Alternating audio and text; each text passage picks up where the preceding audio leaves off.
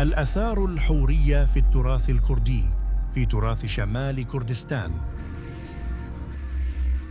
أورفا تسمى الآن بالتركية شأنلي أورفا، أي أورفا المجيدة المبجلة، وتسمى أحياناً مدينة الأنبياء، وهي تقع في قلب الجغرافيا الحورية، وتسمى بالسريانية أورهي أو أورهاي، وعربت إلى رها الرها، ولهذه الصيغ جميعها علاقة بالاسم أور، هور، خور.